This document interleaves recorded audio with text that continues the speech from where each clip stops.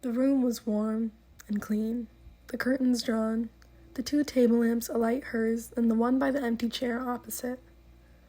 On the sideboard behind her, 2 tall glasses, soda water, whiskey, fresh ice cubes in the thermos bucket. Mary Maloney was waiting for her husband to come home from work. Now and again she would glance up at the clock, but without anxiety, merely to please herself with the thought that each minute gone by made it nearer the time when he would come home. There was a slow smiling air about her and about everything she did. The drop of a head as she bent over her sewing was curiously tranquil. Her skin, for this was her 6-month-old child, had acquired a wonderful translucent quality. The mouth was soft, and the eyes, with their new placid look, seemed larger, darker than before. When the clock said 10 minutes to 5, she began to listen, and a few moments later, punctually as always, she heard the tires on the gravel outside, and the car door slamming, the footsteps passing the window, the key turning in the lock. She laid aside her sewing, stood up, and went forward to kiss him as he came in. "Hello, darling," she said. "Hello, darling," he answered. She took his coat and hung it in the closet. Then she walked over and made the drinks.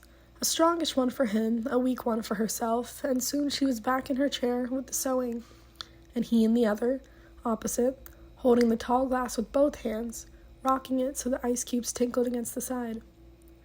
For her this is always a blissful time of day.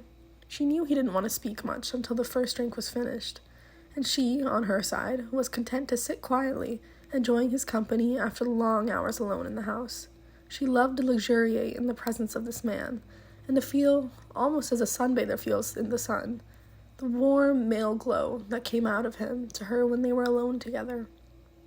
She loved him for the way he sat loosely in a chair, for the way he came in a door or moved slowly across the room with long strides.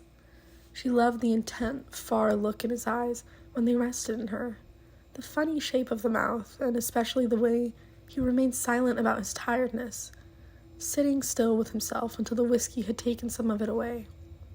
"Tired, darling?" "Yes," he said, "I'm tired." And as he spoke, he did an unusual thing. He lifted his glass and drained it in one swallow, although there was still half of it, at least half of it left. She wasn't really watching him, but she knew what he had done because she heard the ice cubes falling back against the bottom of the empty glass when he lowered his arm. He paused a moment, leaning forward in the chair. Then he got up and went slowly over to fetch himself another. "I'll get it," she cried, jumping up. "Sit down," he said. When he came back, she noticed that the new drink was dark amber with a quantity of whiskey in it. "Darling, shall I get your slippers?" "No." She watched him as he began to sip the dark yellow drink, and she could see little oily swirls in the liquid because it was so strong. "I think it's a shame," she said, "that when a policeman gets to be senior as you, they keep him walking about on his feet all day long." He didn't answer, so she bent her head again and went on with her sewing. But each time he lifted the drink to his lips, she heard the ice cubes clinking against the side of the glass. "Darling," she said, "would you like me to get you some cheese? I haven't made any supper because it's Thursday." "No," he said. "If you're too tired to eat out," she went on, "it's still not too late. There's plenty of meat and stuff in the freezer, and you can have it right here and not even move out of the chair." Her eyes waited on him for an answer, a smile, a little nod, but he made no sign. "Anyway," she went on, "I'll get you some cheese and crackers first." "I don't want it," he said. She moved uneasily in her chair, the large eyes still watching his face. "But you must eat. I'll fix it anyway, and then you can have it or not, as you like." She stood up and placed her sewing on the table by the lamp. "Sit down," he said. "Just for a minute, sit down." It wasn't till then that she began to get frightened. "Go on," he said. "Sit down." She lowered herself back slowly into the chair, watching him all the time with those large, bewildered eyes. He had finished the second drink and was staring down into the glass, frowning. "Listen," he said. "I've got something to tell you." "What is it, darling? What's the matter?"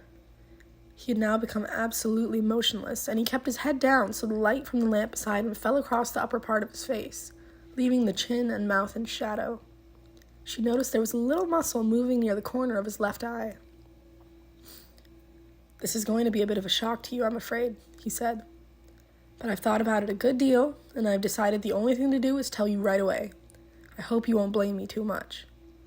And he told her.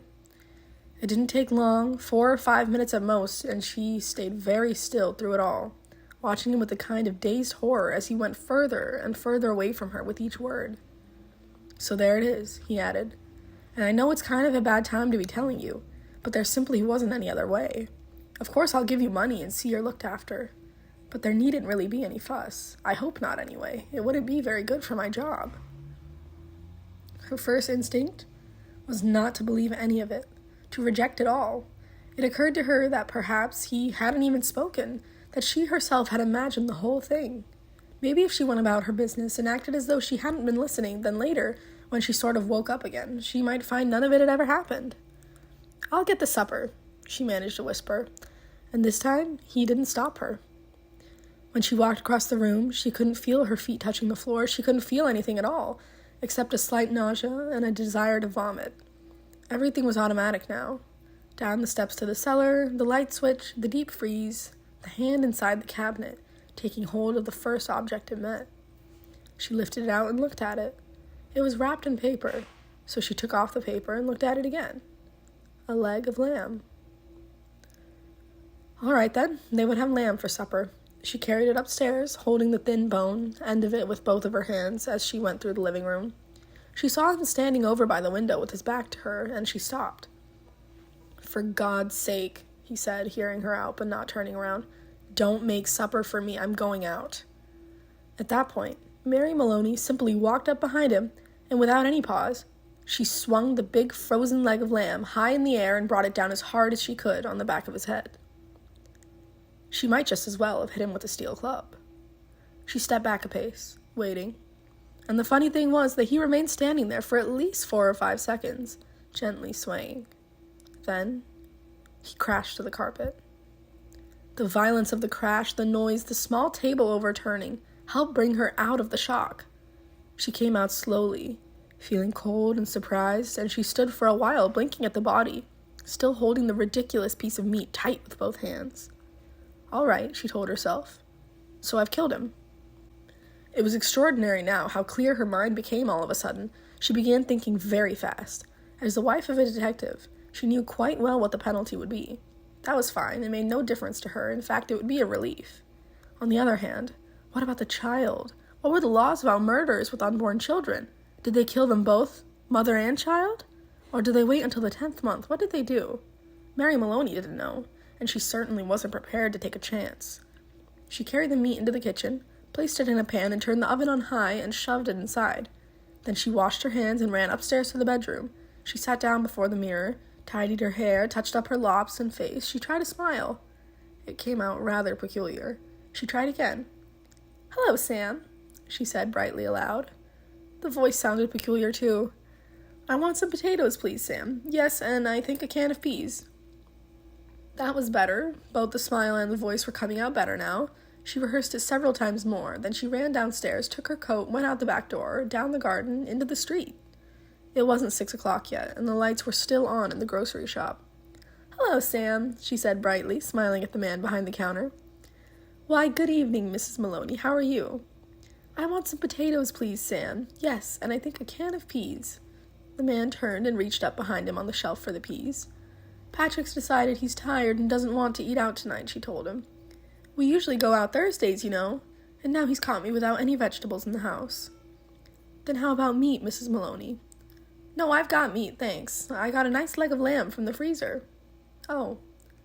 I don't much like cooking it frozen, Sam, but I'm taking a chance on it this time. You think it'll be all right?" "Personally," the grocer said, "I don't believe it makes any difference. You want these Idaho potatoes?" "Oh, yes, that'll be fine. 2 of those." "Anything else?" The grocer cocked his head on one side, looking at her pleasantly. "How about afterwards? What are you going to give him for afterwards?" "Well, what would you suggest, Sam?" This man glanced around his shop. "How about a nice big slice of cheesecake? I know he likes that." "Perfect," she said. "He loves it." And when it was all wrapped and she had paid, she put on her brightest smile and said, "Thank you, Sam. Good night." "Good night, Mrs. Maloney, and thank you." And now, she told herself as she hurried back, all she was doing now She was returning home to her husband, and he was waiting for his supper, and she must cook it good and make it tasty as possible because the poor man was tired. And if, when she entered the house, she happened to find anything unusual or tragic or terrible, then naturally it would be a shock and she'd become frantic with grief and horror. Mind you, she wasn't expecting to find anything. She was just going home with the vegetables. Mrs. Patrick Maloney going home with the vegetables on Thursday evening to cook supper for her husband. That's the way, she told herself. Do everything right and natural. Keep things absolutely natural, and there'll be no need for any acting at all. Therefore, when she entered the kitchen by the back door, she was humming a little tune to herself and smiling. "Patrick," she called, "how are you, darling?" She put the parcel down on the table and went through into the living room, and when she saw him lying there on the floor with his legs doubled up and one arm twisted back underneath his body, it really was rather a shock. All the old love and longing for him welled up inside her, and she ran over to him, knelt down beside him, and began to cry her heart out. It was easy, no acting was necessary. A few minutes later, she got up and went to the phone. She knew the number of the police station, and when the man on the other end answered, she cried to him, "Quick, come quick, Patrick's dead!" "Who's speaking?" "Mrs. Maloney, Mrs. Patrick Maloney." "You mean Patrick Maloney's dead?" "I think so," she sobbed. "He's lying on the floor, and I think he's dead." "Be right over," the man said. The car came very quickly, and when she opened the front door, 2 policemen walked in. She knew them both. She knew nearly all the men at the precinct, and she fell right into the chair, then went over to join the other one, who was called O'Malley, kneeling by the body. "Is he dead?" she cried. "I'm afraid he is. What happened?" Briefly, she told her story about going out to the grocer and coming back to find him on the floor. While she was talking, crying and talking, Noonan discovered a small patch of congealed blood on the dead man's head. He showed it to O'Malley, who got up at once and hurried to the phone. Soon other men began to come to the house. First a doctor, then 2 detectives, one of whom she knew by name. Later a police photographer arrived and took pictures, and a man who knew about fingerprints.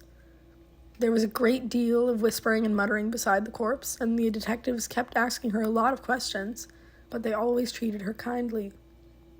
She told her story again, this time right from the beginning, when Patrick had come in, and she was sewing, and he was tired, so tired he hadn't wanted to go out for supper. She told how she'd put the meat in the oven, it's there now, cooking, and how she'd slopped out to the grocer for vegetables and come back to find him lying on the floor. "Which grocer?" one of the detectives asked. She told him, and he turned and whispered something to the other detective, who immediately went outside into the street.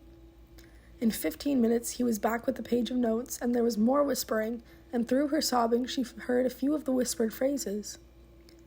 Act quite normal, very cheerful, wanted to give him a good supper, peas, cheesecake, impossible that she...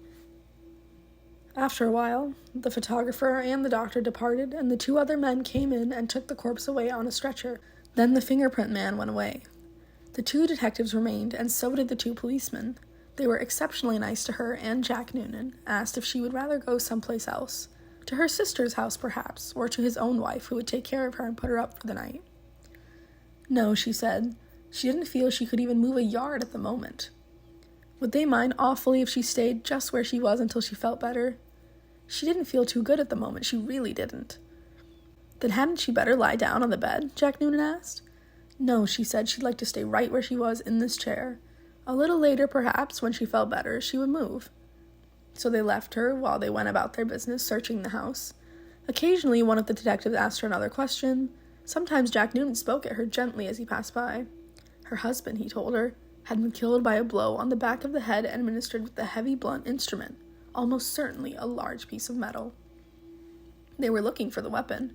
The murderer may have taken it with him, but on the other hand, he may have thrown it away or hidden it somewhere on the premises. It's the old story, he said. Get the weapon, and you've got the man. Later, one of the detectives came up and sat beside her. Did she know, he asked, of anything in the house that could be used as the weapon? Would she mind having a look around to see if anything was missing? A very big spanner, for example, or a heavy metal vase. They didn't have any heavy metal vases, she said. Or a big spanner? She didn't think they had a big spanner, but there might have been some things like that in the garage. The search went on. She knew that there were other policemen in the garden all around the house. She could hear their footsteps on the gravel outside, and sometimes she saw a flash of a torch through a chink in the curtains. It began to get late, nearly 9, she noticed by the clock on the mantel. The 4 men searching the room seemed to be growing weary, a trifle exasperated. "Jack," she said the next time Sergeant Noonan went by, "would you mind giving me a drink?" "Sure, I'll give you a drink. You mean this whiskey?" "Yes, please, but just a small one. It'll make me feel better." He handed her the glass. "Why don't you have one yourself?" she said. "You must be awfully tired. Please do. You've been very good to me." "Well," he answered, "it's not strictly allowed, but I might just take a drop to keep me going." One by one the others came in and were persuaded to take a little nip of whiskey. They stood around rather awkwardly with the drinks in their hands, uncomfortable in her presence, trying to say consoling things to her. Sergeant Noonan wandered into the kitchen, come out quickly, and said, "Look, Miss Maloney, I know that oven of yours is still on and the meat is still inside." "Oh, dear me," she cried, "so it is." "I better turn it off for you, hadn't I?" "Will you do that, Jack? Thank you so much." When the sergeant returned the second time, he looked at her with her large, dark, tearful eyes. "Jack Noonan," she said. "Yes?" "Would you do me a small favor, you and these others?" "We can try, Mrs. Maloney." "Well," she said, "here you all are, and good friends of dear Patrick's, too, and helping to catch the man who killed him. You must be terribly hungry by now, because it's long past your supper time, and I know Patrick would never forgive me, God bless his soul, if I allowed you to remain in his house without offering you decent hospitality. Why don't you eat up that lamb that's in the oven? It'll be cooked just right by now." "Wouldn't dream of it," Sergeant Noonan said. "Please," she begged, "please eat it. Personally, I couldn't tough a thing, certainly not what's been in the house when he was here. But it's all right for you. It'd be a favor to me if you'd eat it up. Then you can go on with your work again afterwards." There was a good deal of hesitating among the 4 policemen, but they were clearly hungry, and in the end they were persuaded to go into the kitchen and help themselves. The woman stayed where she was, listening to them speak amongst themselves. Their voices thick and sloppy because their mouths were full of meat. "Have some more, Charlie." "No, better not finish it. She wants us to finish it. She said so. Be doing her a favor." "Okay, then, give me some more." "That's the hell of a big club the gut must have used to hit poor Patrick," one of them was saying. "The doc says his skull was smashed all to pieces, just like from a sledgehammer." "That's why it ought to be easy to find." "Exactly what I say. Whoever done it, they're not going to be carrying a thing like that around with them longer than they need." One of them belched. "Personally, I think it's right here on the premises. Probably right under our very noses. What do you think, Jack?" And in the other room, Mary Maloney began to giggle.